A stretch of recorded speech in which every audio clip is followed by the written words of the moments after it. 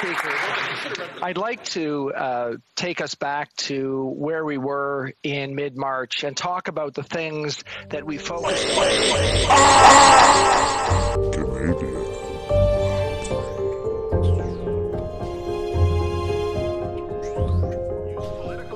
To appropriate the wealth of their nation, typically by embezzling or misappropriating government funds at the expense of a wider population. Now, in a kleptocracy, corrupt politicians enrich themselves secretly outside the rule of law through kickbacks, bribes, and special favors, or they simply direct state funds to themselves directly or indirectly and their associates. Now, we've had $343 billion in deficits, $1.2 trillion in debt, and that gives a government a lot of room to misappropriate that wealth, or in the case of the debt of our nation, to direct those state funds to themselves or their associates. And there's a reason why these scandals are profoundly scandalous, Mr. Speaker, especially during a pandemic.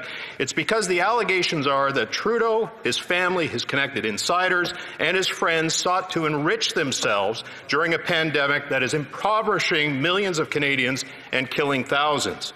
And while those governed are losing their homes, losing their businesses, losing their jobs, and losing their futures, the Trudeaus and their family and friends are doing just fine. That's how a kleptocracy works. There's the We scandal.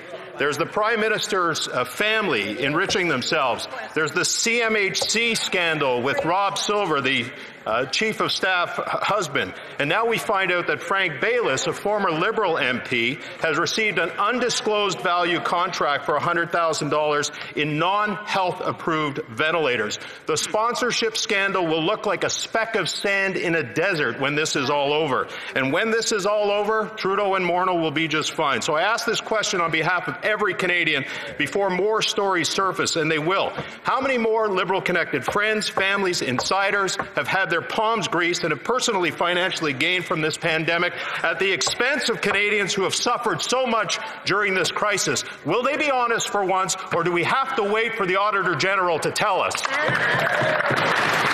Honourable Minister.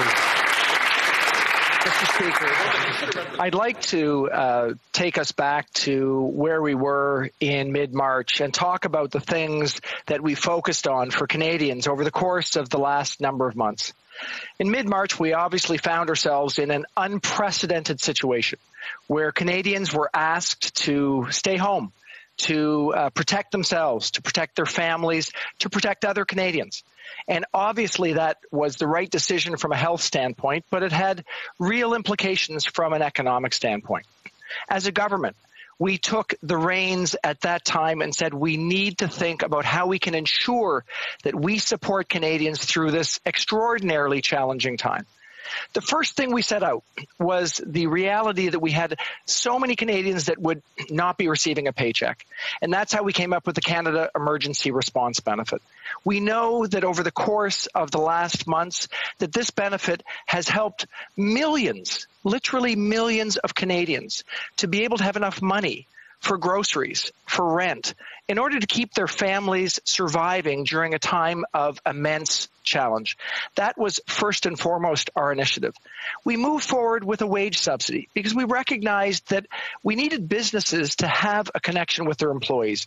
They needed to have an incentive to keep their employees, even though in many cases they would not actually have the kind of work that they might normally have because they've been asked to stay home. So the wage subsidy has helped, again, millions of Canadians to keep their attachment with their job, to keep their ability to make money for themselves and their families through this challenging time. But Mr. Speaker, we didn't stop there. We knew that we needed to deal with all those people who were going through enormous stress. We recognized, for example, that seniors were finding costs that were more than they had historically experienced because they might have needed deliveries. They might have needed to get their medications or their food delivered in a way that they didn't previously have the ability to deal with. So we've found a way to support seniors during this time. Make sure that they are safe. And you indicated that we should screen those coming to the long-term care homes. What would that screening look like? Would it be those types of tests that you were just referring, like the 6 years of government and this Prime Minister will be remembered for a $343 billion deficit and setting the lowest bar ever for a Prime Minister's conduct in the history of this country. This Prime Minister inappropriately groped a woman. He wore blackface. He and his friends and family took a prepaid, lavish vacation to Billionaire Island. He interfered in an SNC criminal trial. He then fired his Attorney General because she wouldn't go along with his cronyism. He has tried to give almost $1 billion to his friends at HoC, who not only, we now know, have been campaigning for him, meeting with tens of thousands of young people, trying to get them to vote Liberal. But we've also found out HoC has given the Prime Minister's family and friends, family especially, hundreds of thousands of dollars. And now we found out that the husband of the Prime Minister's Chief of Staff got a nice $83 million contract from the Prime Minister. It really is with the Liberals about who you know, not what you know. This makes the Liberal sponsorship scandal look like child's play, actually. Right. So can the Prime Minister tell us, oh, he's not here, sorry. Can somebody on the side tell us why the Prime Minister thinks the rules do not apply to him?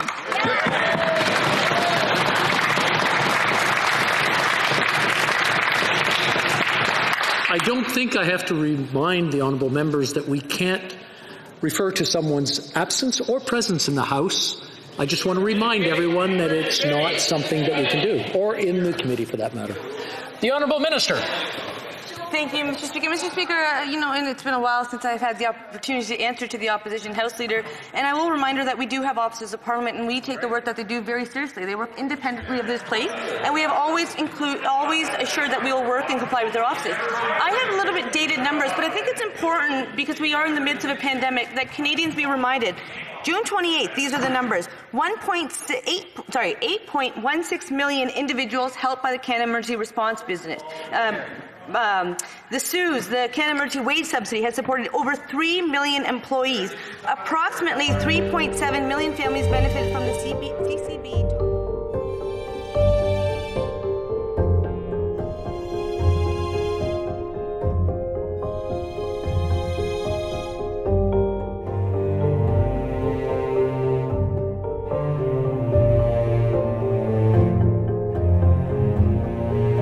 Calgary Nose Hill.